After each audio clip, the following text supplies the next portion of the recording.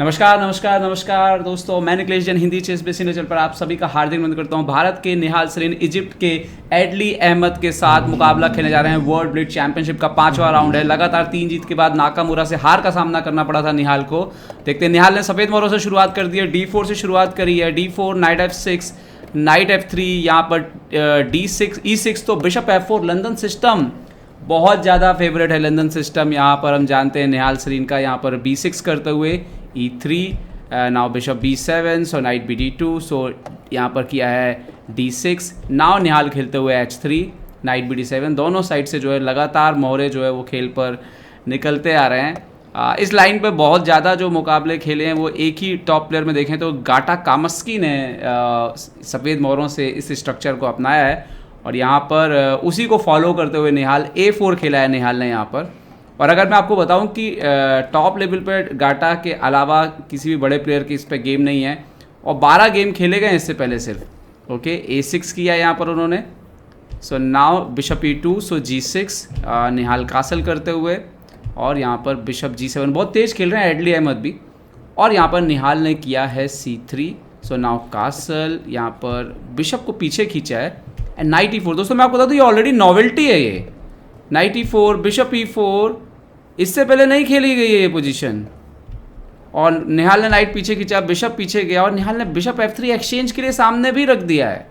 तो ऑलरेडी ये night E4 के बाद से जो यहाँ पर नाइट E4 खेला है, इसके बाद से पोजीशन बिल्कुल नई है। इससे पहले इस पर कोई भी गेम नहीं खेला गया है कि। और अभी निहाल ने फाइनली जो बिशप F3 रखा, इन्होंने बिशप F3 मारा। नाउ क्वीन इंटू F3, एक इंटरेस्टिंग एंड गेम की तरफ बढ़ रहा है। D5 खेलते हुए यहाँ पर एंड नाउ निहाल ने E4 कर दिया है। तो क्या यहाँ पर किंग साइड निहाल कुछ क्रिएट करने की कोशिश करेंगे? एडली ने तुरंत जवाब दिया C6 चल के।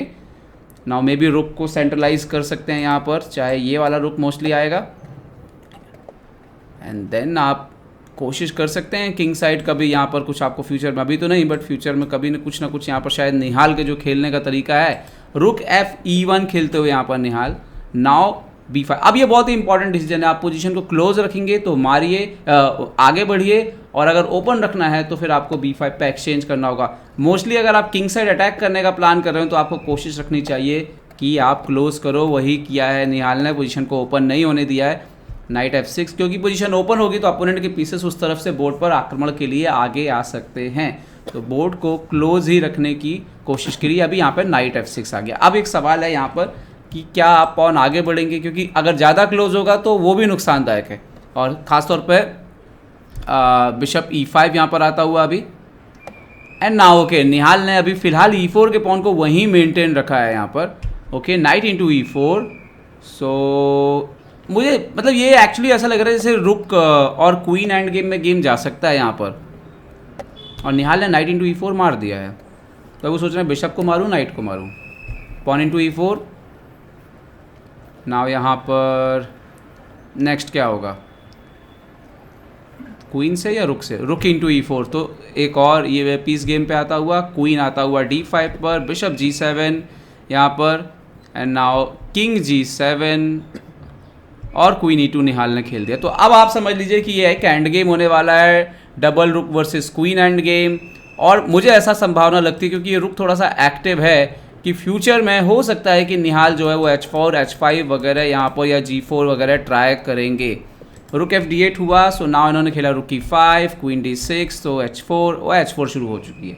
निहाल का जो तरीका है खेलने का उसकी शुरुआत हो चुकी है। मेरे ख्याल से पोजीशन होगी बराबर ये, लेकिन इतना आसान नहीं होता है आपके निहाल जैसे प्लेयर के सामने जो कि काफ़ी ट्रिक लगाते हैं छोटे छोटे और चेंज कर देते हैं पोजीशन को सडनली। यहाँ पर queen E7, may be H5 continue आ रहा है, या फिर रुक को लेके आएंगे गेम में तीसरे जो दूसरा रुक है, सॉरी तीसरे पीस को गेम में H5 यहाँ पर।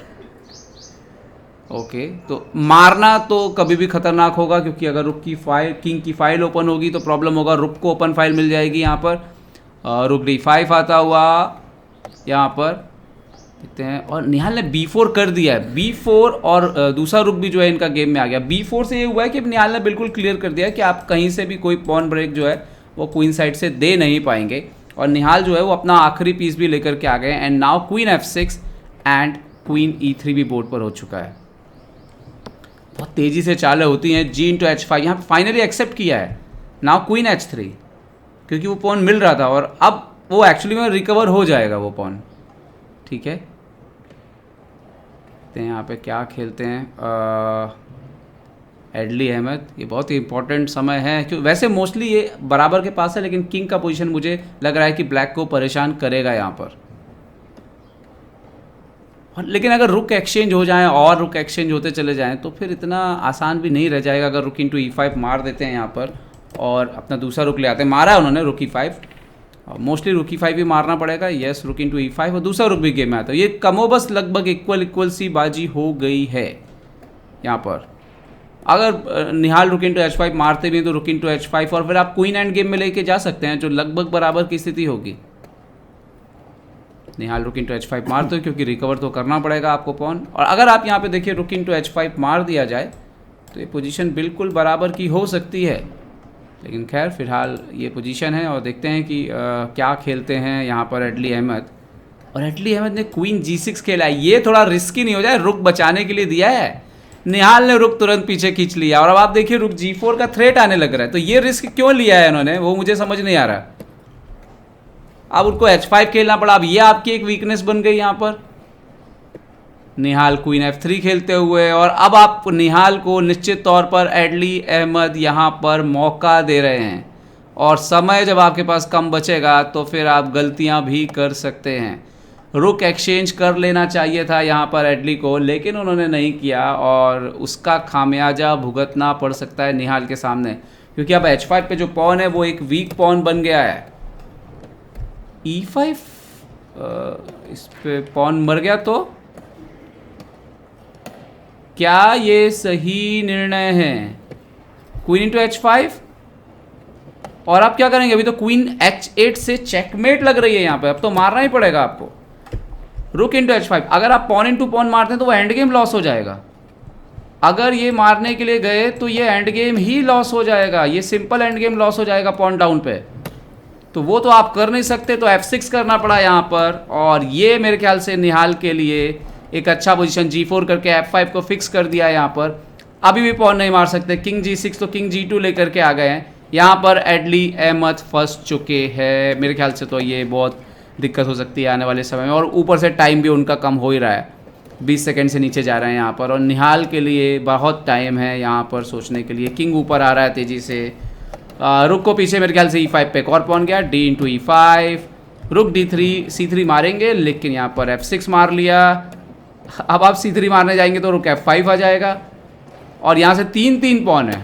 ओहो हो, रुक इंटू C3 ना रुक F5, अभी पॉन आगे बढ़ रहा है। उन्होंने ये खेला है rook C4, but pawn post, rook into G4, king F3, और एडली अहमद ने रिजाइन कर दिया क्योंकि पूरी तरह से नियंत्रण के बाहर चले गए थे गेम में। और सबसे बड़ी गलती जो मुझे लगता है उनसे हुई, यहाँ पे रुक इंटू H5 मार के एंड गेम खेलना चाहिए था, लेकिन उन्होंने ऐसा नहीं किया और गेम पूरी तरह से उनके हाथ से चला गया। खासतौर पे तो यहाँ तो रुक एंड गेम तो पूरी तरह से लॉस ही हो गया था। तो बढ़िया जीत यहाँ पर निहाल सरीन की। उम्मीद करता हूँ वीडियो आपको पसंद आएगा। पसंद आया तो लाइक शेयर और सब्सक्राइब करना ना भूलें। देखते रहिए chess base India. Chess base India के लिए मैं निकलेश जैन। जय हिंद दोस्तों।